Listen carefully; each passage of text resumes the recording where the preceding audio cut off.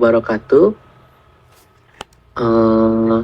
Pada agenda hari ini, kami akan mempresentasikan tentang peran sumber daya manusia dalam pembangunan sektor maritim.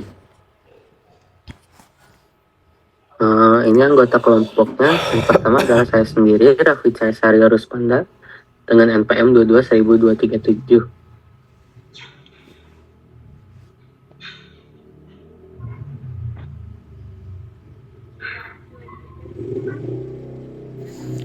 Saya Eroi Setiawan dengan NPM 22260.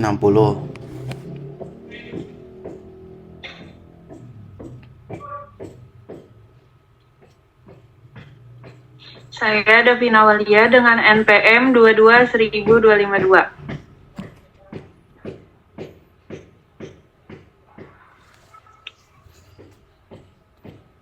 Kemudian juga ada Lisi Marlia dengan NPM 22141.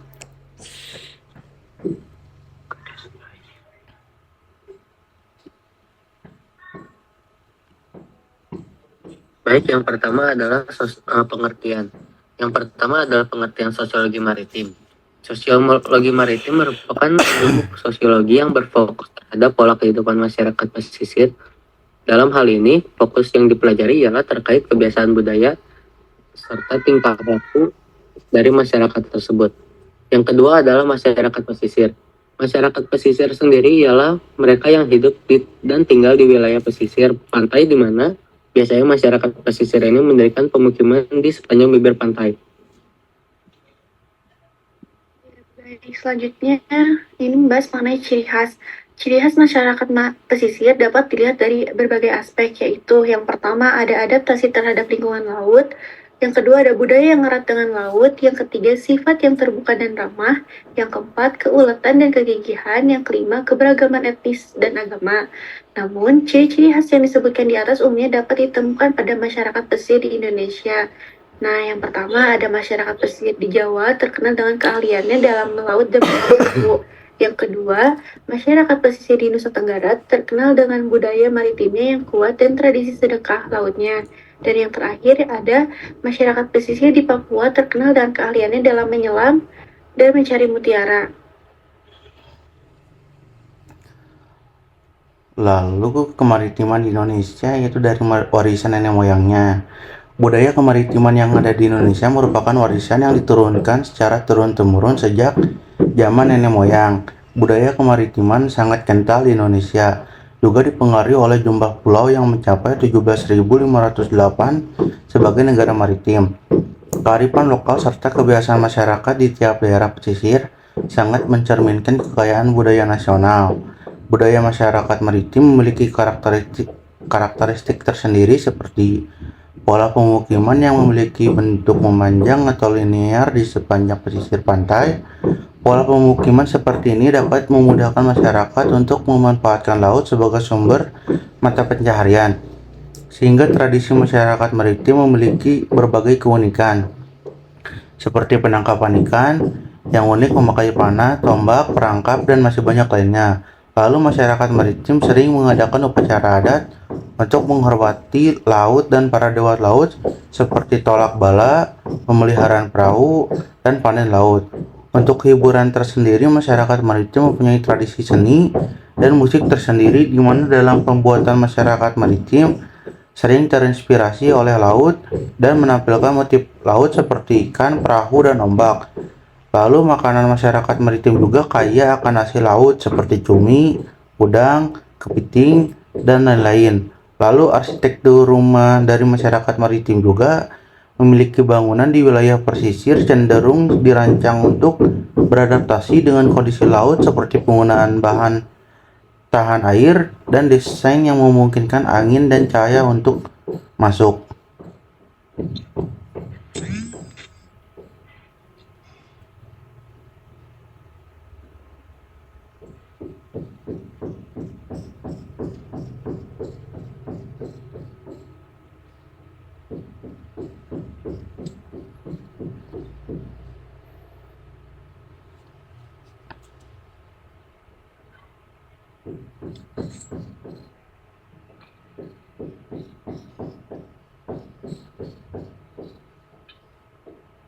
Selanjutnya terdapat beberapa ruang lingkup dari sosiologi maritim ini.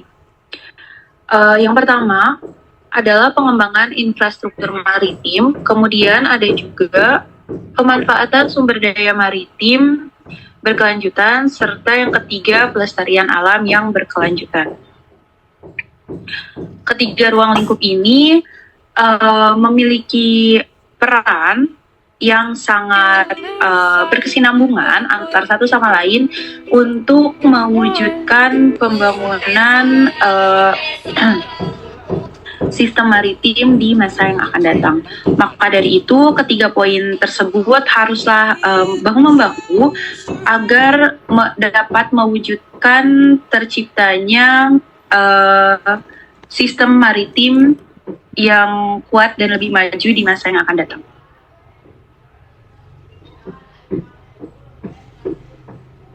Lalu di sini ada sumber daya manusia dalam pembangunan sektor maritim. Pembangunan sektor maritim di Indonesia memiliki dampak yang signifikan terhadap kehidupan masyarakat. Sektor maritim ini dapat mempengaruhi beberapa aspek dalam kehidupan masyarakat, terutama di dalam aspek ekonomi pembangunan. Sektor maritim yang mumpuni dapat memperluas lapangan pekerjaan, menurunkan tingkat kemiskinan rakyat, terutama bagi masyarakat pesisir. Terdapat beberapa poin yang harus diperhatikan dalam pembangunan sektor maritim. Yang pertama ialah memperhatikan keberlanjutan sumber daya alam di laut seperti menjaga kelestarian terumbu karang, ikan, serta biota lainnya. Selain itu, dalam pembangunan sektor maritim, aspek penduduk yang tak kalah penting adalah dukungan dari sumber daya manusia yang mumpuni. Untuk membangun sektor maritim menjadi lebih unggul diperlukan sumber daya manusia yang andal, cerdas, dan memiliki intelektual yang tinggi. Mengingat sektor maritim memiliki keterkaitan multisektoral yang sangat kuat, maka potensi pengembangan SDM di bidang kemaritiman diharapkan berjalan lebih maksimal.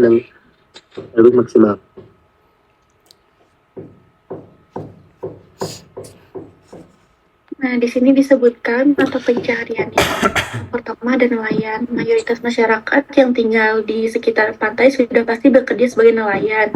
Ini sering kita jumpai ya. Nah, bahkan aktivitas ini juga dilakukan sebagai bentuk pemanfaatan sumber daya laut untuk keperluan sehari-hari. Yang kedua, pembuatan tambak.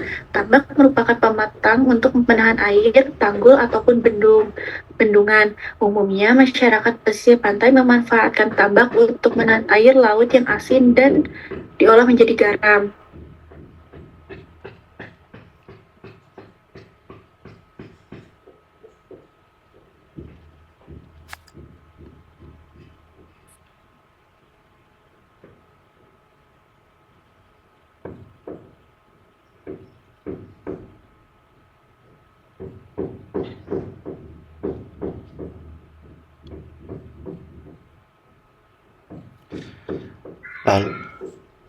Lalu ada mata pencarian lain yaitu perdagangan.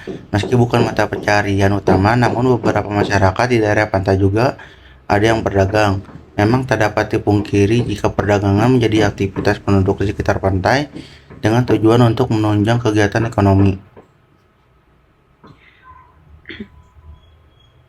Biasanya yang diperdagangkan oleh masyarakat pesisir juga berupa hasil laut, biota laut seperti ikan, kerang, kemudian juga ada pula yang memperjualbelikan rumput laut, juga garam laut hasil pertambangan sendiri.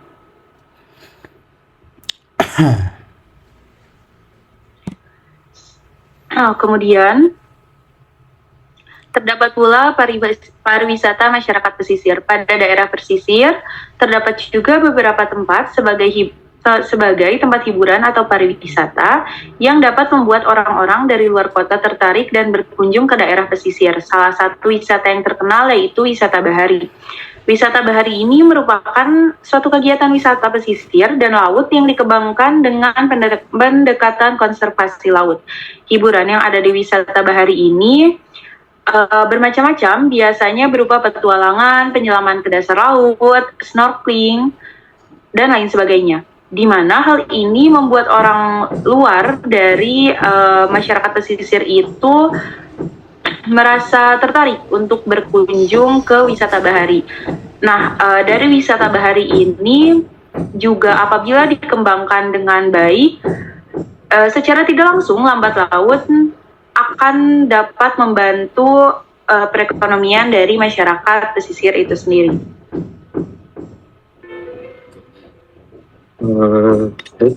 Sekarang iklim masyarakat pesisir.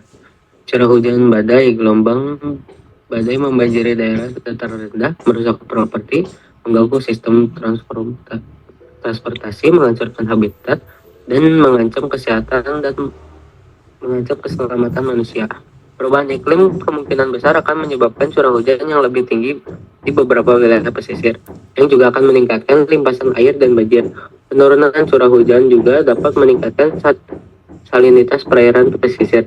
Kekeringan mengurangi masukan air tawar ke sungai dan teluk yang pasang surut, yang meningkatkan salinitas di muara dan memungkinkan air asin bercampur lebih jauh ke dalam hulu.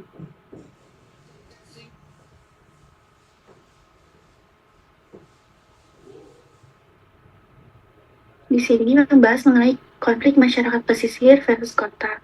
Nah, jenis konflik yang terjadi dan timbul antar masyarakat pesisir dengan orang-orang kota ialah konflik kepemilikan sumber daya, konflik cara produksi atau alat tangkap, serta konflik primordial, yaitu ras, suku, agama, dan lainnya. Konflik kepemilikan sumber daya yang terjadi disebabkan oleh ketidakmuatan kolam labu untuk kapal-kapal nelayan yang kapasitasnya melebihi kapasitas tampung pelabuhan. Juga waktu penataan bongkar hasil tangkapan dan labu pembengkalan seringkali terjadi dalam waktu yang bersamaan. Konflik cara produksi atau alat tangkap yang terjadi disebabkan oleh perebutan zona penangkapan ikan dan penggunaan alat tangkap yang tidak sesuai antara nelayan damplam, yaitu nelayan lokal atau nelayan kecil, dengan nelayan andon. Hal ini mengakibatkan nelayan kecil kesulitan untuk mendapatkan hasil tangkapan. Konflik primordial yang terjadi disebabkan oleh perbedaan kebiasaan dan kebersihan yang kurang disadari oleh nelayan pendatang. Nah, penyelesaian yang harus dilakukan untuk konflik di atas yaitu masyarakat pesisir dengan orang kota harus berkomunikasi terlebih dahulu untuk membicarakan mengenai wilayah-wilayah yang ada di laut. Untuk melakukan pembagian wilayah tersebut, penangkapan ikan agar tidak terjadi bentrokan dan akan mendapatkan sama-sama keuntungan, jadi sama rata. Nah, tanpa pihak yang dirugikan.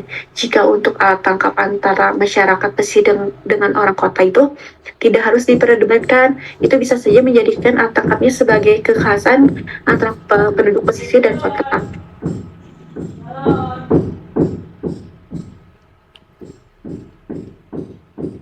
Baik, kesimpulannya, pembangunan sektor maritim yang berkelanjutan tidak akan tercapai tanpa adanya SDM yang berkualitas.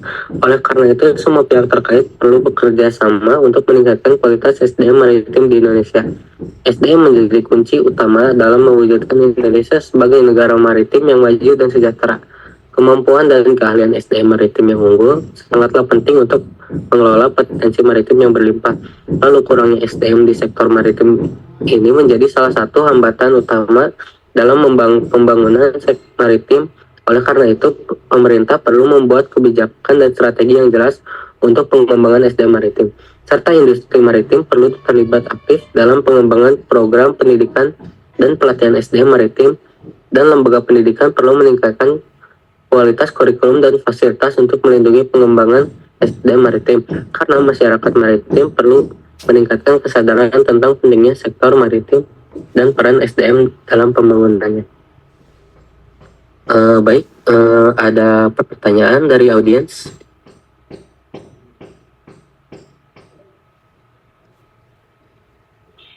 Yang mau bertanya mungkin boleh raise hand.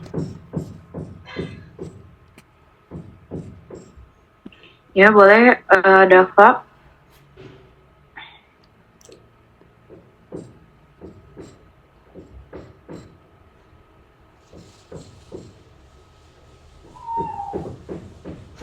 Ya, silakan disebutkan pertanyaannya. Baik, saya akan bertanya bagaimana perubahan iklim mempengaruhi struktur sosial dan ekonomi di komunitas maritim. Baik, Dava ditampung dulu ya. Ada yang ingin bertanya lagi? Ya, boleh. Cindy?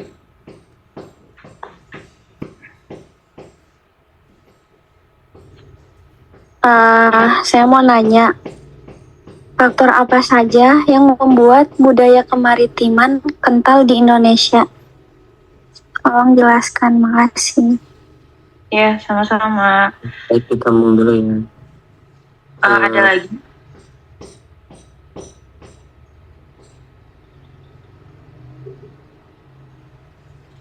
Ada lagi yang mau bertanya? Widya?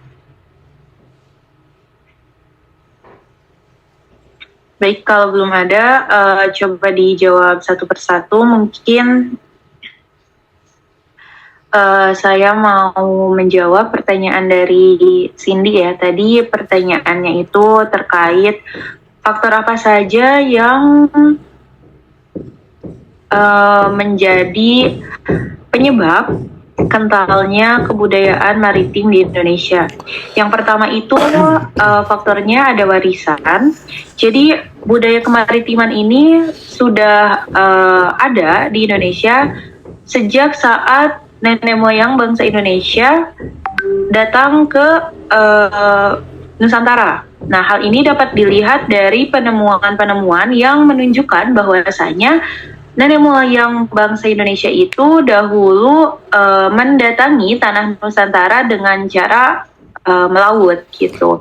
Kemudian warisan inilah yang kemudian dijaga, diwariskan dan dilestarikan secara turun-temurun sampai dengan sekarang. Selain itu juga terdapat faktor geografis. Dengan negara maritim dengan jumlah pulau terbanyak di dunia, sudah tentu menyebabkan Indonesia memiliki kebudayaan maritim yang sangat kental bila dibandingkan dengan negara lainnya. Hal ini disebabkan karena masyarakat di Indonesia cenderung lebih terbiasa dalam beradaptasi dengan zona-zona perairan dan kelautan. Begitu. Apakah ada tambahan, Cindy?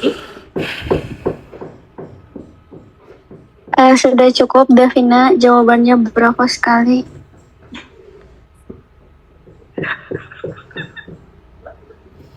Baik, selanjutnya saya izin menjawab pertanyaan dari Dapa Hanifan, yaitu bagaimana perubahan iklim mempengaruhi struktur sosial dan ekonomi di komunitas maritim. Yaitu perubahan iklim memiliki dampak yang signifikan pada struktur sosial dan ekonomi di komunitas maritim.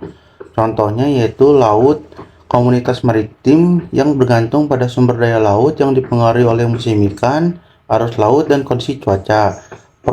Perubahan iklim dapat mengganggu ketersediaan sumber daya laut, mempengaruhi kegiatan penangkapan ikan dan pengolahan hasil laut, serta mengubah pola hidup masyarakat. Lalu dalam sintesis, perubahan iklim mempengaruhi struktur sosial dan ekonomi juga di komunitas maritim dengan cara mengganggu ketergantungan pada sumber daya laut, menciptakan ketidaksetaraan ekonomi, mengubah pola hidup, dan mempengaruhi kesejahteraan masyarakat. Gimana Bang Dapa? Cukup Wahyu, singkat, padat, dan jelas. Baik, terima kasih. Baik, barangkali Ada dari audiens bisa ada yang mau bertanya lagi?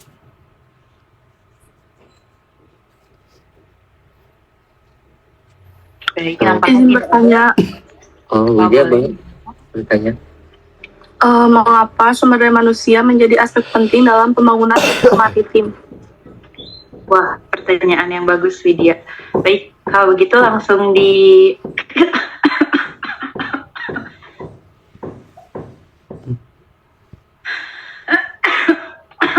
Baik, kalau begitu...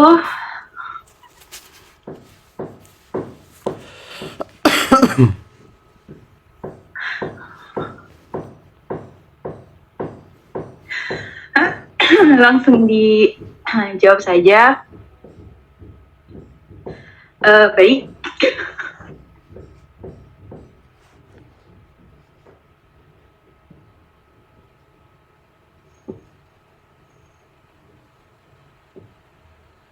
Mohon maaf, Davina di unmute dulu. Oh, iya.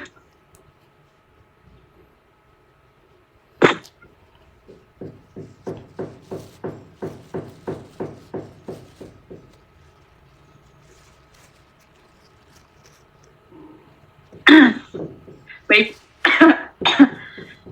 Mungkin izin menjawab pertanyaan dari Widya terkait mengapa sumber daya manusia ini menjadi salah satu aspek penting dari pembangunan sektor maritim. Yang pertama, karena ketika kita ingin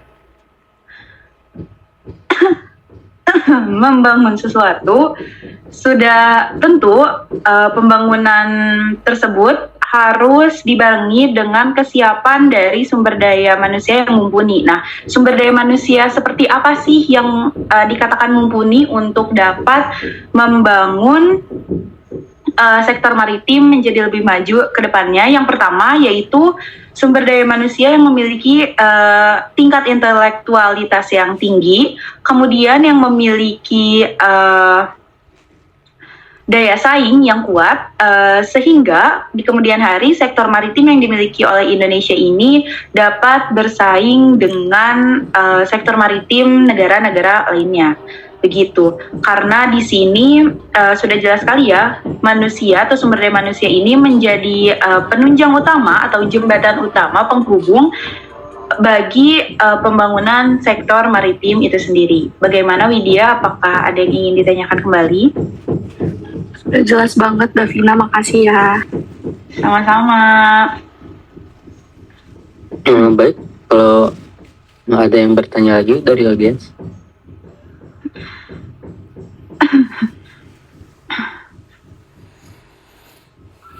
Baik, dikarenakan tidak ada yang bertanya lagi, saya akan tutup forum ini. Mohon maaf jika ada kesalahan kalimat atau kata. Assalamualaikum warahmatullahi wabarakatuh.